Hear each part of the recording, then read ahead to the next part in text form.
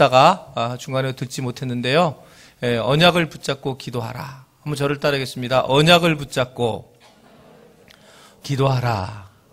우리 옆에 분들한테 인사하겠습니다. 언약을 붙들고 기도하십시오. 이렇게 인사하겠습니다.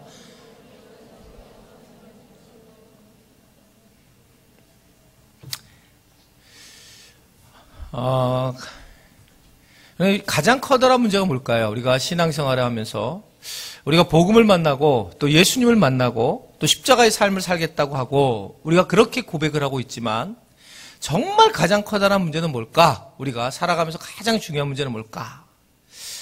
이렇게 이야기할 수 있어요. 율법이 너무 중요한데 그 율법은 주님도 율법을 완성시키러 이 땅에 오셨다고 했는데 율법은 굉장히 중요한데 율법이 굉장히 중요하다 보면 뭐가 되냐면 율법주의에 흘러요. 이건 굉장히 이즘, 즉 율법주의, 이것은 굉장한 심각한 문제거든요. 그러니까 결국 예수님이 이 땅에 오셔서 바리새인들과 서기관들과 부딪힌 문제는 뭐냐면 결국 율법주의를 해결을 하려고 하시는 그 모습을 우리가 말씀을 통해서 또 예수님을 통해서 잘 이해를 할 수 있습니다. 그러니까 율법은 중요하지만 율법주의에 빠진다. 이건 심각한 문제가 되는 것. 그런데 저는 복음도 마찬가지라고 생각해요. 사실은요. 만약에 복음을 갖다가 우리가 만나는 건 너무 중요하지만 어느덧 복음주의에, 그러니까 복음주의는 좋은 말이지만 실질적으로는 복음주의에 빠져서 그러니까 복음 안에 살아가는 것 같은 그런 것 같은 그런 우리가 모습을 살아갈 때에 문제가 이제 많이 있다는 거죠. 그래서 믿음 생활을 오래 하면 오래 할수록 아주 위험한 거는 바로 이렇게 우리가 그렇게 이즘, 뭐뭐주의에 빠질 가능성이 참 많이 있다. 왜 이런 말씀을 드리냐면 우리가 기도를 하러 왔어요. 자, 기도가 힘든 이유는 뭘까? 그 이유는 정확한 방향이 우리에게 없다. 이게 이제 가장 커다란 문제인 거죠. 정확한 목표. 그러니까 우리가 뭔가를 우리 기도를 하려고 하면 대부분 이 기도가 중요성을 알고 있지만 기도에 우리가 방향이 정확해져야 되는데 기도에 대한 어떤 중심이 정확하게 초점을 맞아야 되는데 항상 기도가 내 중심의 기도의 제목을 가지고 내가 오기 때문에 이제 그러기 때문에 참 문제가 있기 때문에 이제 오늘 우리가 복음 원리의 우리가 9번째는 바로 이 원리를 잡아야 된다. 그러니까 즉 언약, 하나님의 언약을 붙잡고 기도를 해야 된다는 겁니다.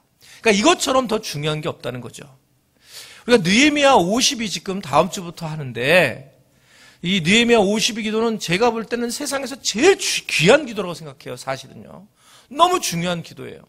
왜냐하면 하나님께서 원하시는 기도가 열방을 원하는 기도인데 그 열방을 향하는 기도로 그냥 모였다는 자체는 그 자체만으로도 하나님께 영광을 돌리신다는 걸 믿으시기를 바랍니다. 저는 제일 문제 있는 기도가 뭐냐면 죄송해요. 그래도 많이 오셔야 돼요. 자녀와 가정을 위한 기도예요. 이 기도로 당연히 기도 많이 해야 되지만 이건 뭔가 껴있다 이거예요. 조금 뭐가 껴있는 거예요. 그러니까 이런 경우에 자기 자아가 조금 껴있을 수 있지만 이 느헤미야 50이는 그냥 이 기도를 전적으로 나랑 상관이 없는 것처럼 보이지만 하나님께서 가장 기뻐하시는 열방을 향해 하는 기도. 그러니까 그랬을 때 그 느헤미야 50의 기도는 바로 뭘 잡고 있냐면 언약을 붙들고 있죠. 물론 자녀를 위한 기도에도 하나님께 자녀를 위해서 기도하는 건 너무너무 더 중요하고 당연하게 해야 될 얘기지만 이제 그러나 훨씬 더 중요한 기도다. 이제 그렇게 생각할 수 있습니다. 그러니까 언약을 붙잡고 기도하는 것. 그래서 여러분들이 우리가 지금 느헤미야 52가 1년에 지금 4차례 걸쳐서는 하고 있는데 일부러 우리 교회가 이제 좀 커지면서 예전에는 같이 다 했지만 4번을 나눠서 하지 말라는 얘기가 아니라 그 4번 중에 주체가 누가 있고 그 다음에 그 주체에 나는 그냥 기도하면 안 됩니까? 할 때 기도를 당연히 해야 되는 거예요. 그래서 내가 거기에 속해 있지 않지만 열방을 위해서 내가 일주일간 내가 기도해야 되겠다. 이런 그런 기도의 마음을 가지고 하나님을 기쁘게 해드릴 수 있는 여러분들이 되시기를 바랍니다. 아멘은 함부로 하는 거 아니라고 했죠. 아멘 하신 분들은 이제 써야 된다는 거예요. 그래서 내가 뭐 일주일에 내가 얼마는 못하겠지만 내가 1시간씩 와서 기도해야겠다. 그래서 하여튼간 이 부분에 대해서 여러분들이 우리가 언약을 잡고 기도하는 것이 굉장히 중요하다. 그러니까 왜 그러냐면 기도라고 하는 것 자체도 우리가 문제가 가는데 결국 기도도 내가 원하는 기도를 많이 하고 하나님이 원하신 기도를 하지 못하는 경우가 너무 많이 있기 때문이에요. 그렇기 때문에 무엇보다도 이 세상에서 우리가 살아가면서 하나님밖에 없고 하나님이 우리에게 귀한 은혜를 주셨고 하나님이 그래서 하나님의 영화롭게 하게 우리를 만들었는데 우리 스스로가 그 은혜를 만나고 나서 결국 하나님을 영화롭게 하는 게 아니라 감사치도 아니하고 오히려 우리의 생각이 허망해져서 하나님을 더러운 버러지와 우상의 형상으로 바꿨다. 이게 바울이 로마서에서 우리에게 진단한 얘기예요. 그러면서 의인은 없고 하나도 없구나. 그러므로 너희들이 기도하는 것도 어떻게 생각하면 너희들의 어떤 이기적인 마음을 가지고 와서 기도하면 그 기도에 우리 안에 감격이 있을 수가 없다. 이 말씀을 우리에게 하고 있는 거죠. 그래서 지난주에 그래서 어떻게 기도를 하냐? 그러면 좋겠느냐? 이 부분에서 우리가 첫 번째로 기대하는 마음으로 기도를 했으면 좋겠다. 그랬죠? 한번 저를 따르겠습니다. 기대의 마음으로 나아가라. 예, 기대하는 마음이 없다면 이 기도는 잘못된 거죠. 여러분들이 오늘 이제 수요 기도에 나오실 때에 그냥 나온 사람과 기대하고 나온 사람은 이미 그것은 은혜가 임한다는 걸 여러분 아시기를 바랍니다. 기대의 마음을 가지고 나온 사람은 은혜가 있지만 그게 아무런 이유 없이 그냥 수요이니까 그렇게 나오는 것이 바로 그게 이쯤이에요. 그러니까 율법주의에 빠지고 그래서 결국은 우리가 은혜를 받아야 될 시기에 은혜를 받지 못하는 것. 그러니까 먼저 우리가 기대하는 마음이 있어야 된다. 그래서 지난주에 이렇게 얘기를 했어요. 부모들이 어디를 바깥에 나가면 집에 들어올 때에 먹을 것을 사온다. 그러니까 아이들은 자지 않고 또는 엄마 아빠가 좀 늦게 오더라도 기다렸다. 이게 기대잖아. 이 기대하는 마음. 그래서 뭔가 내게 뭔가를 주실 거라고 하는 기대의 마음 자체가 이제 이 기대의 마음으로 가는 것 자체가 기도의 모습이다. 그러니까 이 부분을 굉장히 중요하게 여기서 우리가 기대하는 마음으로 가야 되는데 그래서 성경을 봤어요. 시편 100편 4절과 5절의 말씀을 봤는데 한번 그때 우리가 읽어봤습니다만 다시 한번 읽어볼게요. 시작. 감사함으로 그의 문에 들어가며 찬송함으로 그의 궁정에 들어가서 그에게 감사하며 그의 이름을 송축할지어다. 여호와는 선하시니 그의 인자하심이 영원하고 그의 성실하심이 대대에. 여기서 보면 감사함으로 가고 찬송함으로 가는데 우리가 이제 기대하는 건데 감사하다. 내가 수요 기도에 나오고 또 기도하기 위해서 내가 감사하고 또 찬송함으로 하나님께 영광을 돌리며 나오게 되는데 근데 이것을 하게 된 이유는 뭐냐면 이게 바로 5절에 와요. 5절에 그 문제가 있어요. 여호와는 한번 여호와는 보세요. 여호와는 선하시니 그의 인자하심이 영원하고 그의 성실하심이 대대에 이르리로다. 자, 이거 잘 이해하시자 말입니다. 이 성경을 잘 보시자 우리가 봐야 되는 이유가 뭐냐면 계속 우리의 환경과 어려운 부분이 오고 있는데 환경과 어려움을 보는 게 아니라 하나님은 계속 뭘 보기를 원하시는 거냐면 하나님을 보기를 원하는 거예요. 그러니까 성경은 계속 우리에게 말씀하는 게 뭐냐면 하나님은 어떤 분이신가를 얘기하는 거예요. 하나님이 천지를 창조하셨고 하나님은 사랑이시고 하나님은 우리에게 길과 진리와 빛이 되시는 분이시다. 아멘이세요? 이 부분을 계속 강조하는 거예요. 이 부분을 강조하는데 너무나 단순한 진리이기 때문에 이 부분을 우리는 우리 자아는 받아들일 수가 없는 거예요. 하도 너무나 단순하기 때문에. 그러나 방법은 그것밖에 없다. 그래서 하나님이 성실하시고 참으시고 우리 위해서 끝까지 우리를 기다려주시고 신뢰하시는 분, 그분이 하나님이시다라고 이렇게 말씀을 하고 있는 거예요.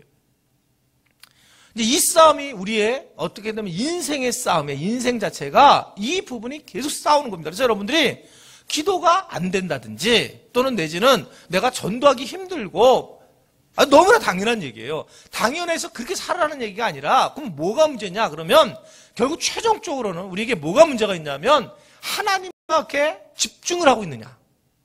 그러니까 하나님에게 모든 게 집중하고 있느냐는 거예요. 그러니까 지난주에 예를 들면 사명에 대한 설교를 했잖아요. 그러면 뻔한 거 고민하실 거고 내가 다음 주에도 설교를 하게 될지 안 될지 모르겠는데 그러면 어떻게 사명을 만나? 이 부분인데 말할 필요 없어요. 사명은 하나님께 집중을 하면 사명을 무조건 받은 거예요. 하나님께 집중하면 사명을 받을 수 있는데 내가 내 생각을 하게 되면 그때부터는 자기가 통밥을 재는 거죠. 그래서 이미 우리한테 사명이 와 있음에도 불구하고 이미 나는 그걸 못 받아들이고 계속적으로 머리를 쓴다는 거죠. 그러니까 사명은 이미 와 있어요. 하나님께 집중을 하면 사명이 와 있는 거예요. 근데 우리가 결론적으로는 하나님께 집중하지 않는 이제 우리의 모습들, 그것 때문에 결국 거기에 모든 문제가 어려워지게 되는 걸 볼 수 있습니다. 우리가 하나님이 내게 은혜를 주실 거야. 하나님이 내게 모든 것들을 채워주시는 정말 좋은 것으로 주시는 분이시지. 그리고 기도하는 마음으로 여러분들이 기도의 자리에 먼저 나올 수 있는 믿음을 가지시기를 바랍니다. 그럼에도 불구하고 우리가 굉장히 어렵고 힘든 것은 본질적으로 우리 자아들은 굉장히 두렵고 떨리고 외롭다는 거죠. 그러니까 정말 우리 스스로는 틈만 나면 우리는 외로워지는 사람들이에요. 틈만 나면 아주 기가 막히게 두려워, 얼마든지 두려울 수 있는 너무 신기하게 두려운 것들이 우리 안에 있잖아요. 이번에 제가 제 아내랑 같이 남도에 잠깐 갔다 왔어요. 근데 상주 해수욕장 가면 목욕탕이 있는 거예요. 시골 목욕탕이 이만한 굴뚝으로 쭉 올라간 거. 그래서 이제 그게 낮에 들어갔는데 이 목욕탕이 아무도 없는 거예요. 근데 아무도 없어. 그냥 그래서 너무 좋다고 딱 들어가서 이렇게 따뜻한 데 딱 앉았는데 가만히 앉았는데 갑자기 조금 있다가 물이 위에서 떡. 근데 갑자기 여기 소름이 쫙 친 거예요. 그 큰 목욕탕에 나 혼자 있는데 물이 땡 하고 그냥 똑 떨어지는데 갑자기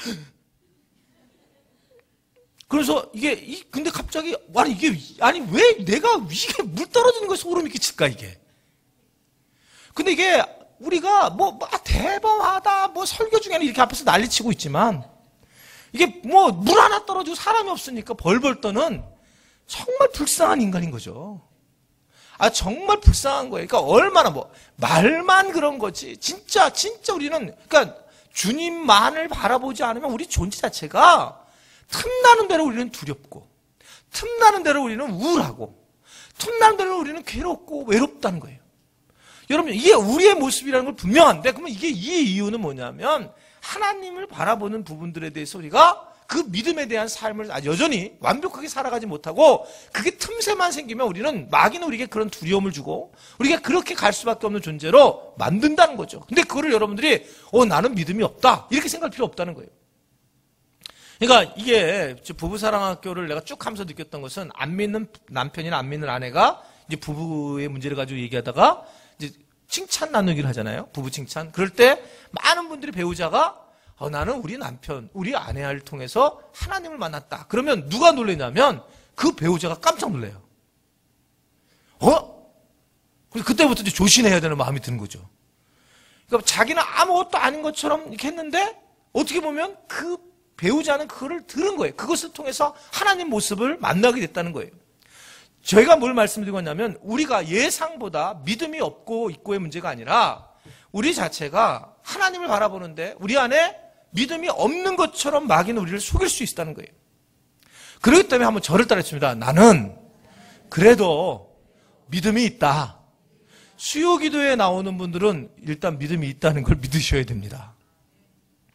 아멘. 그게 내가 이 정도인데 왜냐하면 우리는 그 정도 더 이상 여러분 계속 믿음이 더 좋아질 가능성이 많이 있지 않아요. 우리가 믿음이 없습니다 이런 고백이 진짜 고백이 되면서부터 믿음이 생기기 시작하는 것이지. 내가 아무것도 우리가 할 수가 없는 것이 이제 우리의 모습인데, 근데 뭐가 있냐면 기대하는 마음도 우리가 없다는 거죠. 기대하는 마음.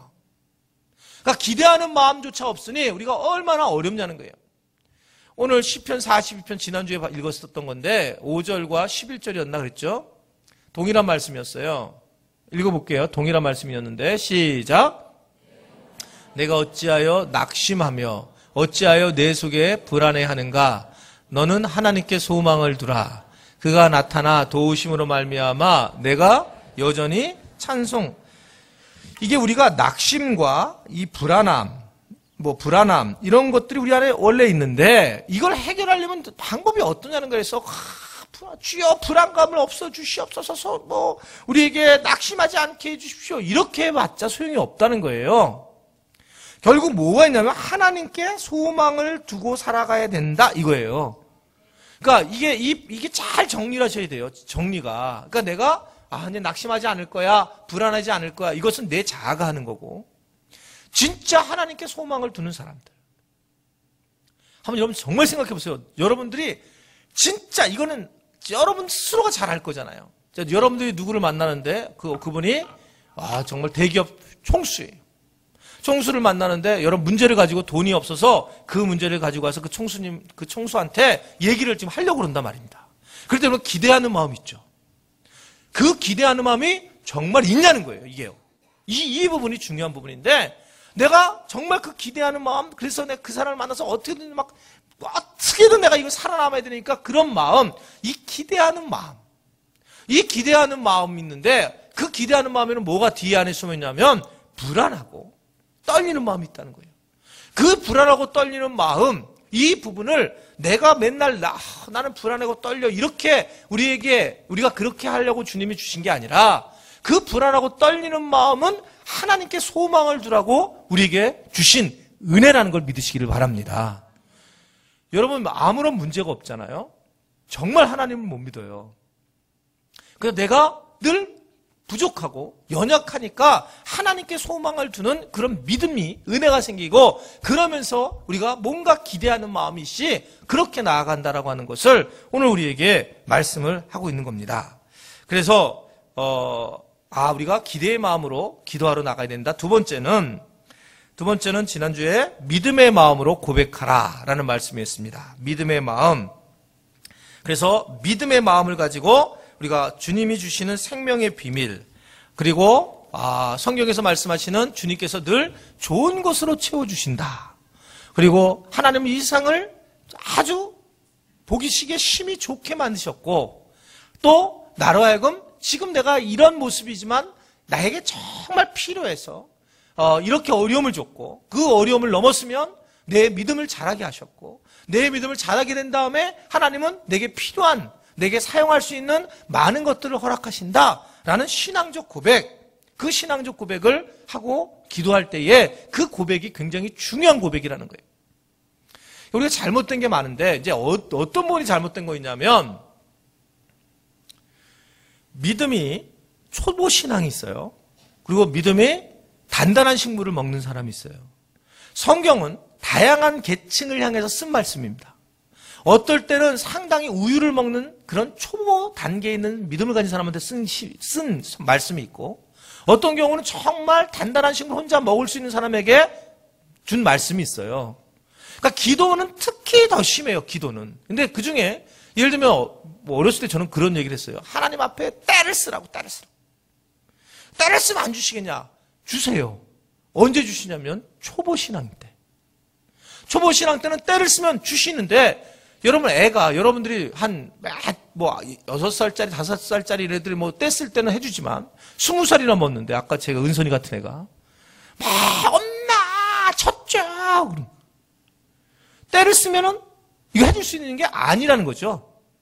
그러니까 그것이 왜냐면 신앙이 어느 정도 연조가 지나게 되면 그때부터는 이제 본인이 뭔가 노력을 하고 같이 가야 되는 게 너무 맞는 거예요. 근데 우리는 항상 자기 경험한 거, 자기가 느낀 거, 이 부분을 가지고 그냥 아주 획일적으로 모든 걸 바라보니까, 그러면서 이제 우리가 기도하는 것, 하나님을 만나는 것, 이것에 문제가 심각해지는 거예요.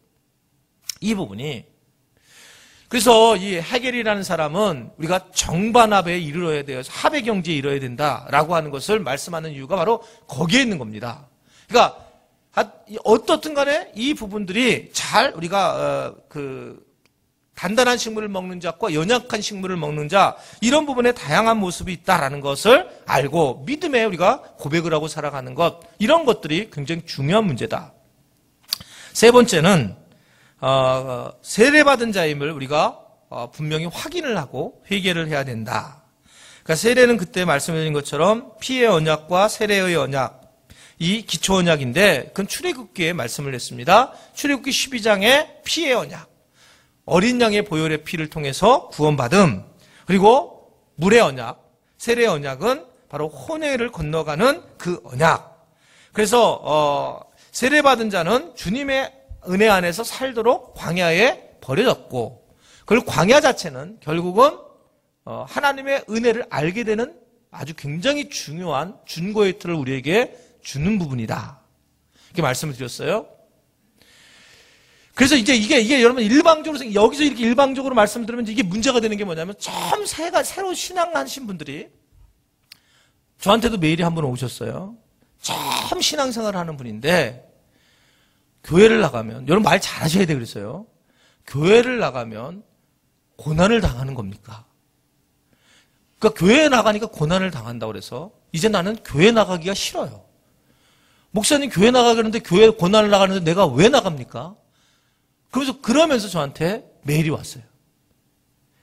그러니까 교회를 나가면 여러분, 처음 교회를 다니는 사람이 교회를 나갔을 때는 고난을 당해야 안 당해요? 당하는데, 그렇잖아요. 그건 단단한 식물을 먹는 사람들은 그렇게 연약한 식물한테 얘기를 하면 안 된다는 거예요. 왜냐하면, 그게 고난이 아니라는 걸 우리가 아는 거죠. 왜 고난이 아니라는 걸 아냐면, 이렇게 애굽에 있는 상황을 정확하게 모세를 통해서 우리에게 말씀하셨는데, 여러분, 이 바로의 왕 밑에서 완전히 그 노예로서 짐을 지고 살고 있고, 그냥 고기 국물만 조금 마시고 간간히 버티고 그냥 인생 힘들게 인상 팡팡 쓰고 그렇게 살아가는 사람, 그게 그의 인생이 맞는가? 근데 그 인생을 바꿔주려고 하는데, 그 결정판이 바로 세례를 받는 홍해의 그 상황을 넘어가는, 그래서 이 애굽 땅에 가는 그런 과정이잖아요. 애굽 땅에 딱 갔을 때에 결국 그때는 이제 광야, 애굽 땅 빠져나왔을 때 이제 광야로 갔을 때는 아무것도 먹을 게 없는 상황. 이걸 우리는 고난이라고 보는데, 이게 진짜 고난이에요. 그때부터 임마누엘, 하나님께서 함께 하신다는 것을 우리가 알게 되는 거잖아요. 근데 여러분들이 얘기할 때 뭐라냐? 고난이라고 얘기하니까 그분들이 무서워하는 거예요. 하나님께서 일을 하시기 시작했다, 이렇게 얘기를 한다든지, 이 자체가 이제는 하나님이 일하시려고 그런 환경을 만들어 주신 것이지. 근데 이게 저도 이런 얘기를 많이 들었어요. 예수 믿으면 고난 받는다.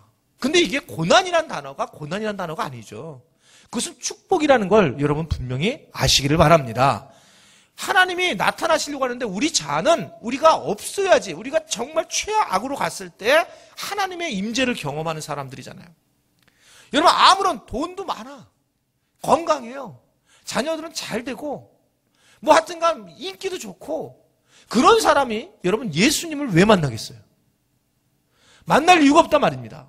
근데 그런 사람이 예수님을 만나고서 자기의 부족함을 알고 그 은혜에 들어갈 수 있는 것, 그러면서 야, 정말 하나님이 내게 그런 놀라운 일을 행하시는구나, 이 자체가 중요한, 그래서 내가 늘 세례를 받고 하나님의 사람으로 세워지는 것인데, 여기서 굉장히 중요한 거 하나, 이거를 우리가 역대 교회들이 안 가르쳐줬는데 우리 교회는 계속 강조를 하고 있는 건데, 거기서 제일 중요한 한 단어가 떠올라요. 한 단어가, 이 홍해를 건너가면서, 홍해를 건너가는 거 우리 출애굽기 세미나 때 강조한 부분인데, 홍해를 건너갈 때 가장 중요한 게 뭐냐면, 그때 나는 죽는다는 거예요.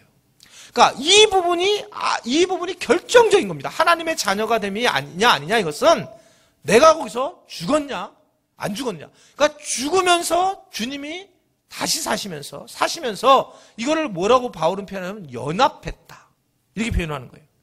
그러니까 내 자아가 죽느냐라고 하는 것은, 내가 정말 주님만을 바라보고 살겠느냐, 내가 주님이 먹여주시는 것만 먹고 살겠다, 그냥 나는 감사하며 살겠다, 나는 그냥 이제는 그냥 내가 발버둥 치지 않고 그냥 모든 걸 있는 그대로 그냥 인정하며 살아가겠다, 내가 부딪힐 필요도 없고 내가 그냥 마음만 그대로, 내가 딴 사람 마음 그대로 인정하면서 현재의 내 상황을 인정하면서, 그러나 내가 주님 하나로 만족하면서 살아가겠다, 이게 믿음의 출발인 걸 여러분 아시기를 바랍니다.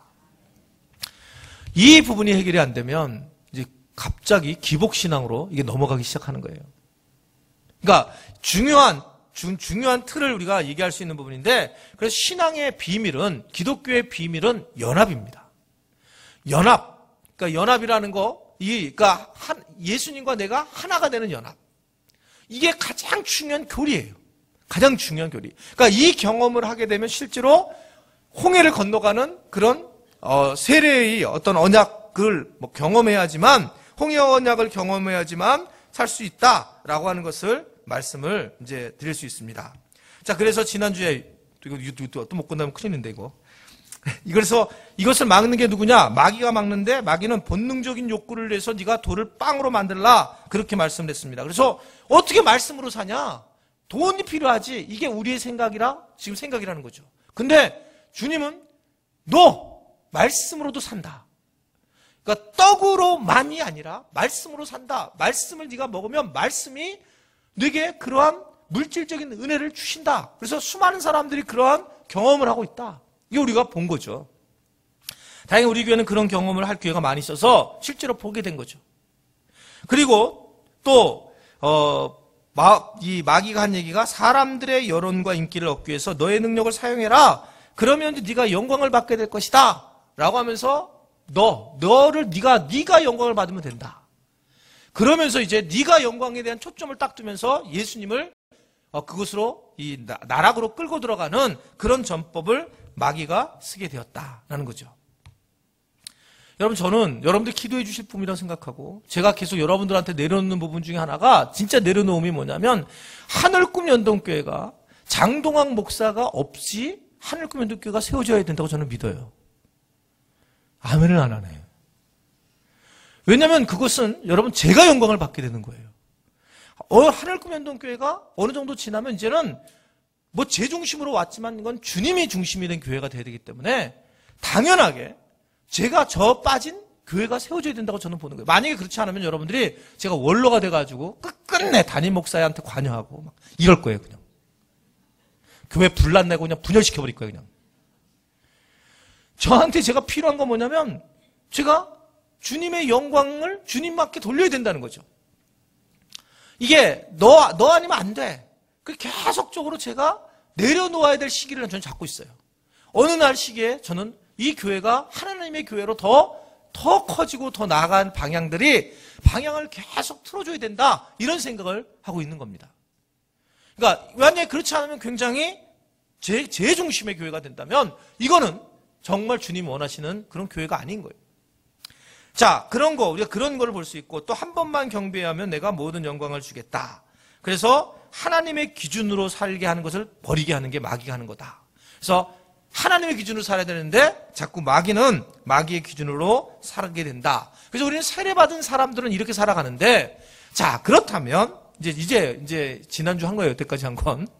자, 그렇다면 따라서 우리가 어떻게 기도를 해야 될까라는 부분입니다. 어떻게 기도를 해야 될까 이것에 대해서 보면 첫 번째는 세상과 세속주의를 경계를 해야 된다. 세상과 세속주의. 이게 선택입니다. 우리가 모든 게 선택인데 지금 아브람과 롯이 결국 선택하는 거예요. 저는 믿음은 선택이라고 생각하는 사람입니다. 여러분들이 믿음, 그럼 내가 선택을 하는 거예요. 여러분들이 수요기도에 나올 때 선택을 했죠. 그리고 은혜 받는 거, 여러분 선택하는 거예요. 그러니까 어떠한 상황도 그 목회자의 말씀도 상관없이 내가 은혜 받겠다. 이건 선택입니다. 그러니까 선택이라는 거 이 자체는 내가 긍정적인 어떤 마인드를 갖겠다 이런 걸 떠나서 내가 이 많은 것 중에 내가 선택해 나가는 그런 모습이다 볼 수 있다는 거죠. 이게요. 그래서 하나님은 우리에게 비전이라고 하는 그림을 우리에게 비전어리를 만들어 주시고 그리고 나서 내가 이것을 이렇게 살아가는 게 너무 당연하지. 그런 선택을 하는 거죠. 제가 이걸 한 100번도 더 넘게 얘기한 것 같은데 옛날부터 저는 정말 이해하지 않는 게 저는 여러분 교회 크게 할 마음이 없어요. 저는 크게 할 마음 없어요. 이런 얘기 많이 했잖아요. 근데 이마트만 가면 교회는 이만해야지. 아주 그거에 대해 추워도 지금도 의심이 없어요. 교회는 이 정도 하고 이마트 하나 해가지고 월요일부터 토요일까지는 팔고 그날 주일날은 싹 걷어들여가지고 교회 하면 참 좋겠다.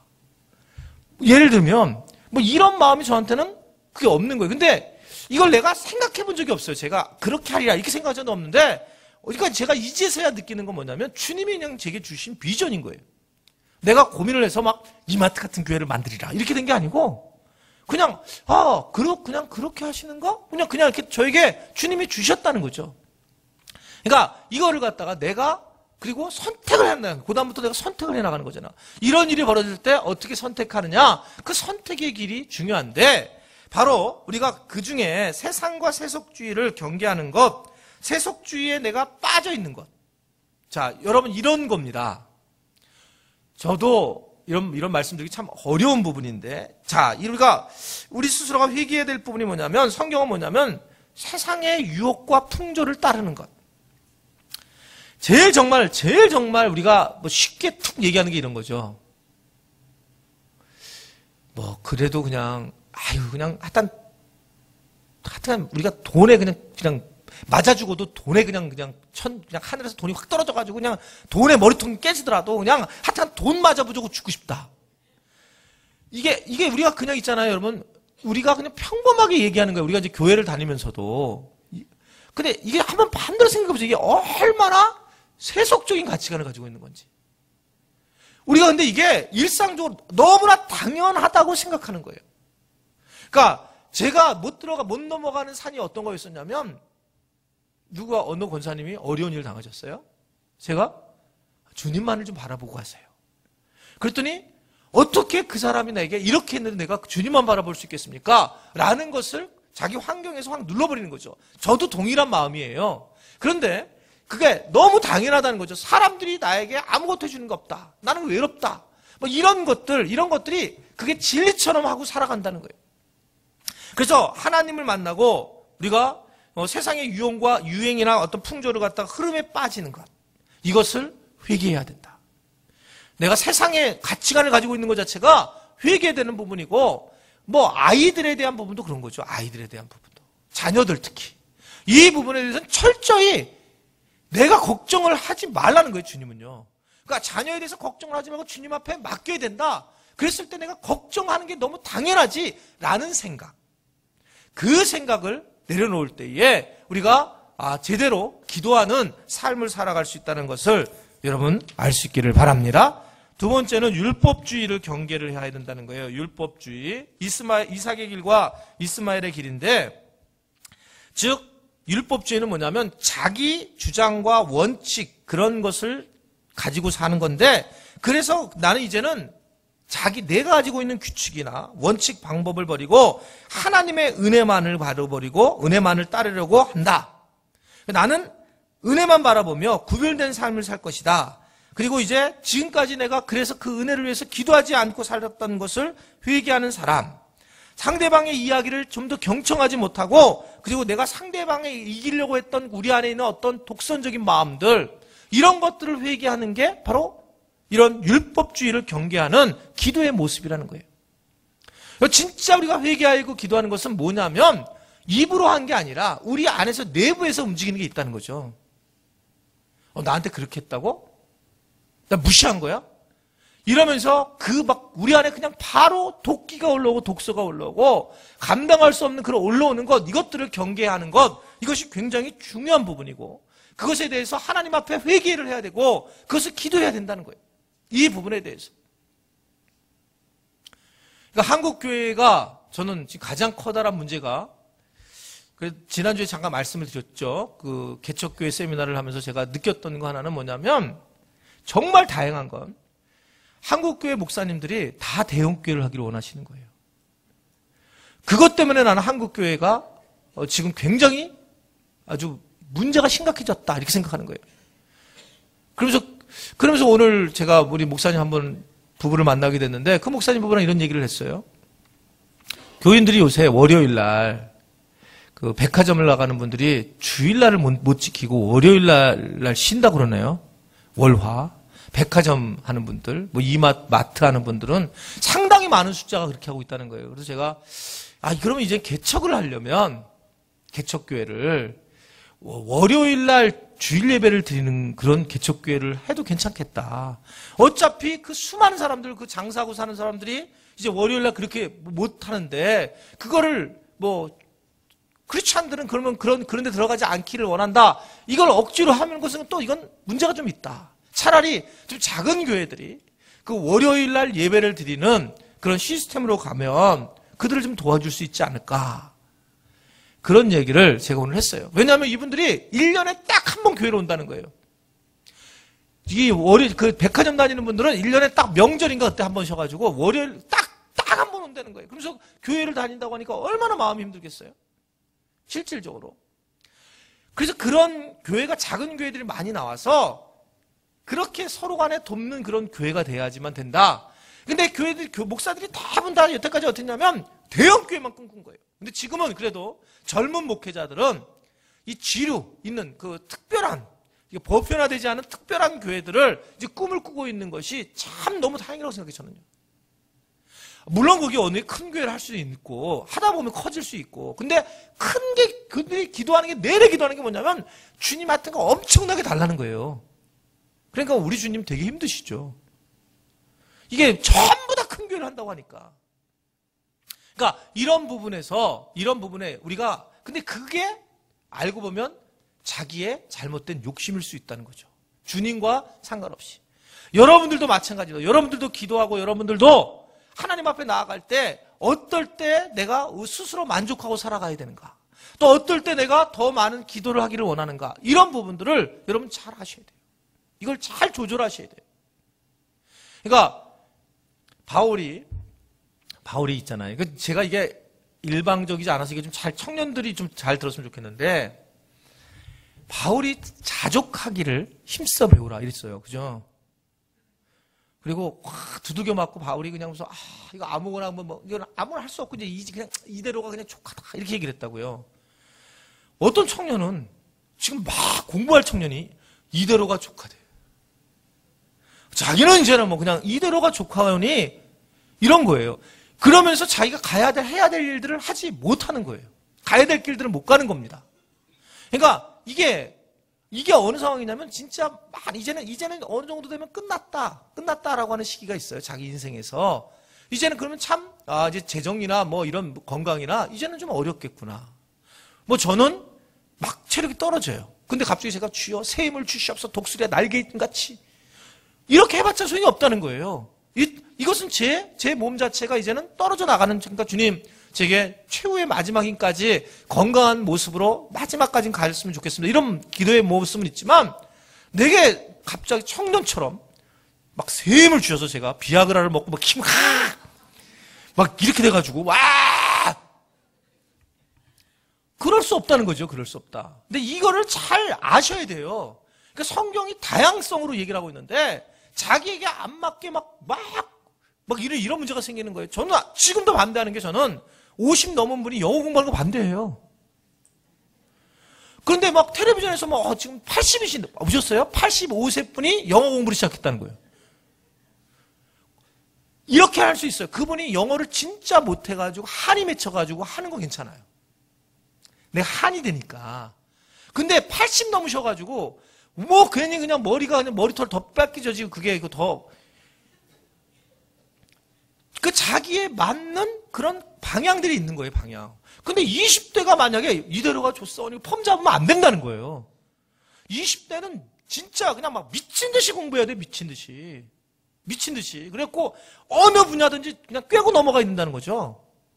그냥 여러분 현재 40, 50 나중에 나이 먹어서 그냥 되는 경우가 없다는 거죠.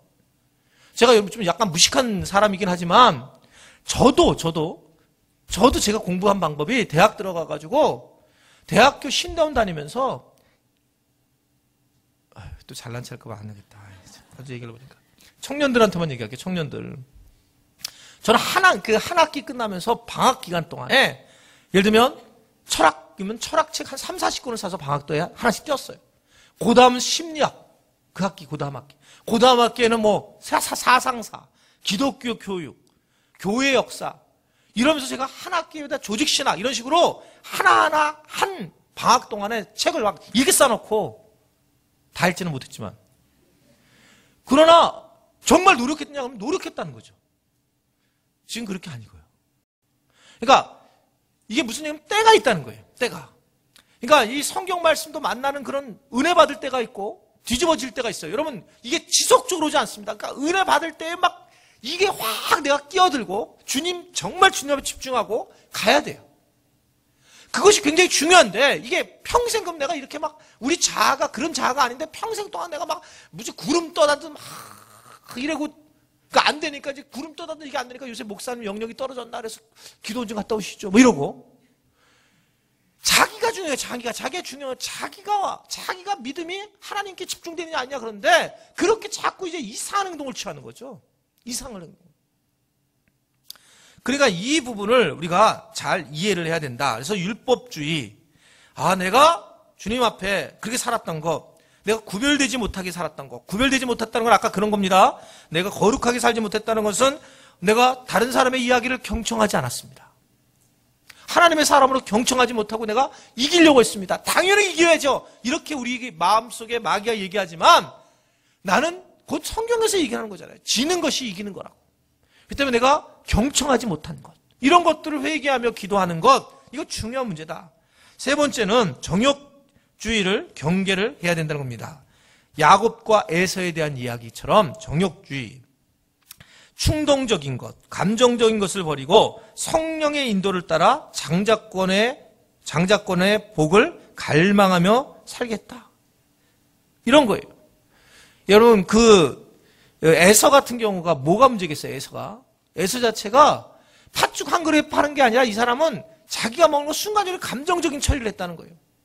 그러니까 순간적인 감정적으로 그냥 배고픔 때문에 그거를 하나님 것을 무시하고 했다는 것, 이런 것들에 대해서 내가 경계를 해야 된다. 그래서 내가 하나님 앞에 이제 좀 더 성령의 인도함을 따라서 살아가야 되겠고, 하나님 주신 영적인 복을 내가 중히 여기고 망령되게 행했던 행동들을 회개하는 것, 그렇게 주님 앞에 기도하고 나가는 것, 솟아오르는 혈기들을 절제 못한 것, 분노하고 표출한 것들을 회개하라고 하는 겁니다. 그런 것들을 기도해야 된다. 말이 내가 정제되지 못하고, 그리고 상대방을 좀 아프게 자꾸 말하게 되는 것, 이런 것들에 대해서 내가 하나님 앞에 회개하는 것, 이것이 기도의 내용의 중요한 경계해야 할 대상이라는 것을 말씀을 하고 있는 거예요.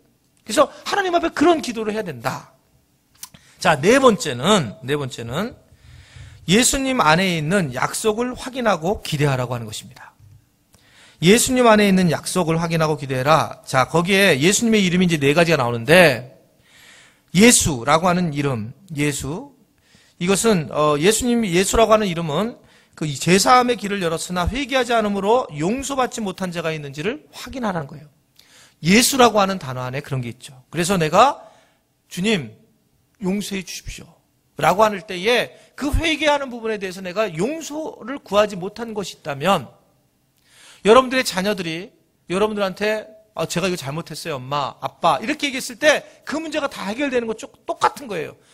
뭐 말해봤자 무슨 소용이겠어요, 이렇게 생각할지 모르지만, 여러분 자녀가 만약에 잘못한 것을 여러분들한테 얘기했을 때 그 자체만으로도 이미 용서가 들어가는 거잖아요. 이야기를 할 때 그것처럼 내가 회개를 하는 것, 이 부분 예수님이라는 단어에 속해 있고요. 그리스도는 내가 살았느냐? 그리스도는 뭐냐면 선지자, 왕, 제사장으로 당당하게 살아가야 되는데 내가 그렇게 살아간 적이 있는가? 그러니까 내가 삼중직을 왕같이 살아간 적이 있느냐? 내가 정말 누가 얘기하면 야, 너는 뭐 가진 게 이렇게 많아? 그렇게 아주 멋있게 살아갔냐? 아니면 내가 하나님의 음성을 듣고 하나님께서 이렇게 말씀하시는 것을 내가 분명히 확신하고 전하면서 살아가고 있는가? 내가 예배를 드릴 때 정말 예배에 충성스럽게 모든 것들을 하나님 앞에 드리는 그런 제사장직의 모습으로 살아가지 않았다면 그것을 주님 앞에 기도하면서 나아가야 된다. 이게 이제 그리스도의 단어에 숨어 있는 거고요. 살아계신 하나님의 아들이란 단어, 예수님이 있는 단어에 하나님의 아들이라고 하는 단어, 이것은 당당하게 살아가야 되는데 내가 그렇지 못한 적이 있는 건 아닌가? 살아계신 하나님의 아들처럼 또 임마누엘, 늘 함께하라고 했는데 나 혼자 개인주의적으로 항상 나 혼자 살아가고 있는 게 아닌가? 나 혼자, 여러분 최고는 내가 누구랑 함께 임마누엘하고 살아가느냐, 이것이 가장 중요한 거예요. 기도도 내 기도가 아니라 함께, 누구와 함께하고 살아가느냐. 그러니까 이게 자꾸 공동체 안으로 들어와서 그렇게 하는 것, 그것이 가장 중요한 거다. 그래서 이 부분이 내가 그렇게 살아가고 있는지 이 부분을 우리가 알고 기대하며 나가는 것이 중요하다. 자, 그렇게 이제 보세요. 다섯 번째, 이제 시간이 없어서 이제 쭉 나가는 거예요. 이제 마음의 소원을 낱낱이 아버지께 아뢰라. 이제 이런 회개하고, 그 다음에 우리가 기대하고, 경계하고 난 다음에 이제 기도를 할 때에 마음의 소원을 낱낱이 아버지께 아뢰라. 예, 여러분 기도하는데 그냥 이제 그 기도하는 것 자체가 이게 예를 들면 대화처럼 또는 이게 편하게 하나님께 얘기를 해야지. 만약에 우리가 조금 거기에 뭔가 율법적인 것을 좀 껴버리게 되면 그렇게 되면 하나님과의 관계가 참 어려워져요.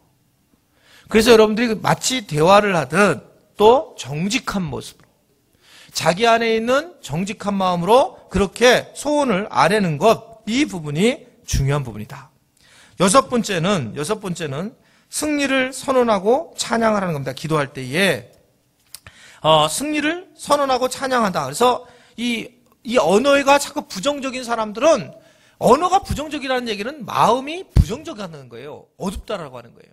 그래서 기도할 때 하나님을 찬양합니다. 하나님께서 좋은 것을 주실 줄로 믿고 감사합니다. 이렇게 기도하며 나가야 되는데 그렇지 않고 대부분은 사는 것이 너무 힘들다. 한탄조로만 한다는 거예요. 그러니까 기도를 긍정적인 언어로 바꿔서 하나님께 기도하는 방법, 이 부분이 중요한 부분이다. 마지막 일곱 번째, 이제 이거 하고 마치겠는데요. 일곱 번째는 내게 주신 사명을 위해서 기도하라는 거예요. 내게 주신 사명을 위해서. 한번 저를 따겠습니다. 내게 주신 사명을 위해 기도하라. 결국 우리는 사명을 하러 이 땅에 온 거라고 말씀을 드렸습니다. 자, 사명. 두 가지를 첫 번째 복음 원리를 할 때 얘기했어요. 킹십이 있고 선십이 있다 그랬어요. 그죠? 기억하시죠? 그러니까 이 두 가지 왕권, 이 두 가지에 우리가 아들이라고 하는 것, being, 그리고 doing이라고 하는 이 소유와 존재에 대한 이 사건들이 우리 삶에 이제 두 가지를 누리며 살아가야 되는데, 먼저 이제 우리에게 주신 것이 어떤 거냐라고 했을 때 우리는 이 땅에서 이 왕을, 이 나라를 다스려야 될 필요가 있다는 거예요. 이 하나님의 나라를 다스릴 수 있는 그런 권리를 우리에게 주셨다. 그래서 이 땅에서 우리가 번성하고 충만하고 살아가야 된다는 거예요. 이 얘기는 뭐냐면 자식을 많이 낳는다 이 얘기가 아니라 복음을 내가 전하고 살아가고 있느냐, 킹십, 하나님의 나라를 확장시키고 살아가고 있느냐, 아니면 그냥 살아가고 있느냐, 그 부분을 얘기하고 있는데, 생육하고 번성하라 이 말씀에 내가 많은 복음을 전해서 내가 열국의 아비가 되고 열방의 복을 내가 받고 누리며 살아갈 수 있을 것인가, 이것에 대해서 내가 기도하는 거죠. 하나님, 내게 열방을 품을 수 있도록 주님 힘을 주십시오. 내가 열방의 아비가 되리라 하는 그 말씀을 붙듭니다. 열방의 아비가 되도록 내게 은혜를 주십시오. 그 말씀을 붙들고 나가 있단 말입니다. 맨날 아픈데 좀 낫게 해주세요, 이게 아니라, 이게 아니라 우리가 하나님 주신 약속의 말씀들을 붙들고 나가야 된다는 거예요. 여러분 고민할 거 없어요. 목사님, 내가 상황이 이런데 발칸을 가야 됩니까? 가야 됩니다. 여러분들이 그냥 나하고 상관 없이, 왜냐하면 이것은 이미 성경에서 하나님께서 우리에게 주신 아주 중요한 메시지예요. 근데 거기에 한번 왔다리 갔다리. 왜 그러냐면 자기 자아가 올라왔다, 걱정 왔다가, 근심 왔다가, 주님이 오셨다가, 생각하셨다가, 그래가지고 판단을 못하는 거예요. 판단을요. 여러분, 그 판단은 성경이 언약으로 얘기했을 때 그 말씀을 붙들어야 된단 말이다. 말씀을. 내가 말씀 붙들고 가겠나이다. 그럴 때에 주님이 일하시는 거예요. 고민하면 여러분 고민하는 것으로 끝나버려요. 고민은 이미 뒤로 처지게 되어 있는 거예요. 고민하는 게. 지난 주일날, 지지난 주이죠. 헌금에 대한 설교를 했잖아요. 어떤 한 분이 새가족실에 들어왔어요. 우리 집사님 몇 분한테 통해가지고 설교를 듣다가 마음에 찔렸어요. 어디가 찔렸냐면, 저는 뭐 아무것도 몰랐는데 다른 교회 이리저리 다니면서 11조를 갖다가 그냥 띄어먹고 그냥 갖고만 다니면서 있는 사람들 회개해야 된다고 내가 그랬나 봐요. 주님이 하신 거예요. 근데 이분이 잔뜩 돈을 차에다 싣고 다닌 거예요. 그래가지고 저희 그 새가족실에 딱 들어왔어요. 그러면서 얘기를 하시는 거예요. 제가 지금 돈을 가지고 있는데 이걸 어떻게 해야 되냐고. 어떻게 우리 교회다 해야지. 뭘 고민을 해요. 나는 그 얘기하는 게 너무 웃겼어요. 그래서 내가, 아니 그건 본교회다 하셔야 됩니다. 본교회가 없다는 거예요. 이리저리 다니면서 지금 거기다 다 모아놨다는 거예요.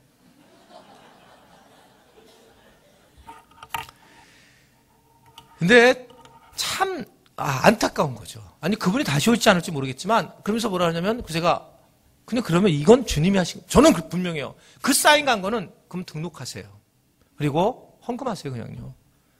그게 딱 얘기했어요. 그랬더니 멈칫 하는 거예요. 동업하시는 분이 계시는데, 그분하고 같이 쓰는 아마 11조 같이 뺀 것 같아요. 상당한 액수가 될 것 같은데, 생각해보니까. 근데 그분이 다음 주에 오니까 같이 하겠다는, 같이. 그게 세 가족씩 내가 한쪽 구석에 그 사람 꼬시려고 내가 딴 세 가족들 온 것도 신경 안 쓰고 막.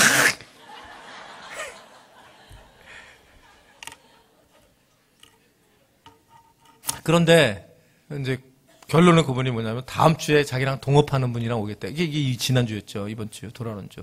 저는 딱 그때 안 올 줄 알았어요. 저 오랜 경험이죠. 하려면 그때 하는 겁니다. 아주 분명해요. 곧 딱 우리는 돌아서면 우리 자아는 전혀 그 행동을 취할 수 없게 만들어져 있어요. 나는 아예 교회를 못 나오시겠다. 이런 생각을 했어요. 그분 얼굴도 몰라요, 지금요. 혹시 여기 와 계셔도 오해하지 마세요. 그냥 그 사건만 있었고 얼굴도 제가 모르겠어요. 그러나 그걸 보면서 어쩔 수 없이 우리들은 그런 존재들이라는 거예요. 내가 어떻게 주님을 내가 뭘 원하는지 우리 주님은 우리한테 이렇게 얘기했어요. 너는 복의 근원이 될 거다. 그럼 복의 근원이고 너는 열방의 빛이 될 것이다. 너는 모든 나라를 세우는 귀한 제사장이 될 것이다. 그럼 이것을 내가 붙들고 나가는 거죠. 우리가 말씀을, 언약을 붙들고 나가는 것이지 우리의 두려움을 붙들고 누가 나가라고 그랬습니까? 나갈 수 없는 존재들이죠. 그걸 붙들고 기도하며 나가라는 거예요. 이 말씀, 언약을 붙들고 내가 떠나가면 애들 밥은 누가 주지? 누가 굶어 죽일 것 같아요? 잘 생각 좀 해보세요. 굶어 죽을 거다, 하나님이? 정말 무식한 소리지 이게. 10며칠 동안 애가 그냥 굶어가지고 문 잠궈놓고 하나 우리가? 해가지고 갔다 왔던 애가 빼앗아 말라가 죽어있나? 여러분 이게요, 우리는 말씀을 붙들고 살아야 될 사람이고 언약을 붙들고 될 사람이에요.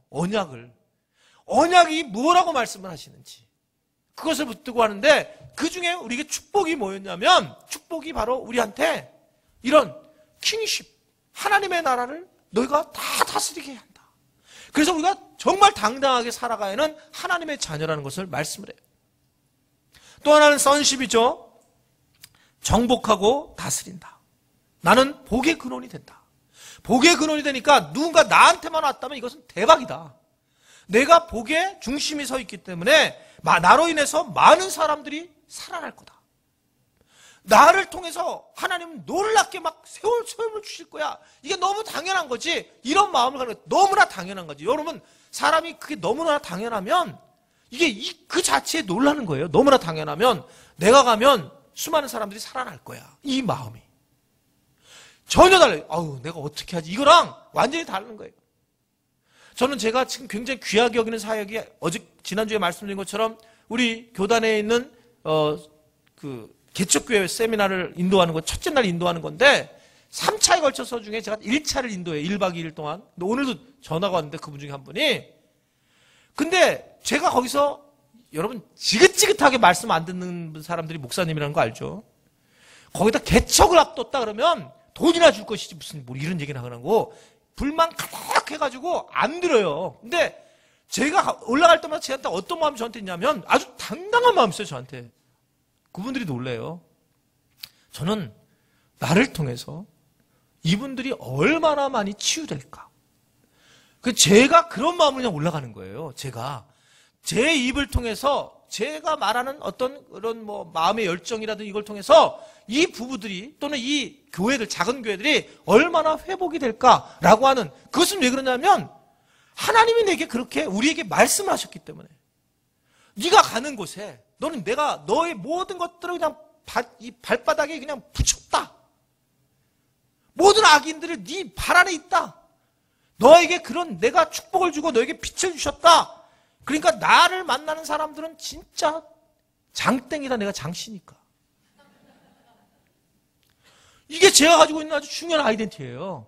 제가 능력 있다 이게 아니라 말씀에서 그렇게 하고 있으니까, 말씀에서 그러고 있으니까. 그러니까 이제는 앞으로 나는 이제 그 사람을 살리기 위해서 어떻게 해야 될까? 그래, 이걸 우리 교인들한테 알리자. 교인들이 그러면 어떻게 해야 될까? 교인들이 사람을 살리는 그런 왕 같은 제사장이 돼야 될 텐데, 그러기 위해서는 어떻게 해야 되느냐? 그러기 위해서는 팔찌를, 진짜 팔찌 다 껴있습니다. 진짜 팔찌를 빼가지고 이것을 갖다 칭찬을 해주고 살자. 그래서 여러분 진짜 팔찌 안 끼는, 오늘 이따가, 오늘 앞으로 주일 남만 빼고 제가 하이파이브 계속 하겠어요. 아무래도 안 되겠어요. 이거 특히 이게 나오는 부분에 치셔야 돼요, 이렇게. 오늘부터 1,000원. 전도사님, 저기 모자 하나씩 빼놓으세요. 1,000원. 전액 성경금으로 발칸 1차 갈 때 쓰겠습니다. 근데, 그래서 이걸 해야 된다는 거죠. 그래서 내가 정말 3명 정도를 나는 오늘 3명 정도 내가 칭찬해야지. 스스로에겐 그런 마음을 갖고, 딴 사람한테도 나 칭찬 좀 해줘. 라고 얘기도 하고. 하루에 내가 3명 이상은 내가 칭찬하고 살아야 된다. 나는 왜냐하면 뭐가 있냐면 하나님의 자녀니까. 빛의 자녀니까 내가 빛을 드러내줘야지. 그런 마음이 너무나도 당연하단 말입니다. 그걸 위해서 기도하고 살아가는 것, 이게 하나님의 나라와 하나님의 자녀로 사는 우리의 모습이라는 것을 여러분 분명히 믿으시기를 바랍니다. 여러분 멋있게 사시기를 바라요. 하나님이 주신 언약을 붙들고 기도하고 그것에 따라서 여러분들이 행동할 때에 하나님의 영광을 여러분들이 드러내는 놀라운 종들이 될 것입니다. 마귀에게 지면 안 돼요. 마귀는 계속 우리를 아주 비참하고 우리를 연약하게 만들지만, 그러나 우리가 하나님이 우리에게 기도케 하게 하시면서 네가 부족하니까 하나님 앞에 나한테 기도해라는 거예요. 나한테 그렇게 기도해라 라고 하는 것을 말씀을 하고 있습니다. 말씀 마칩니다.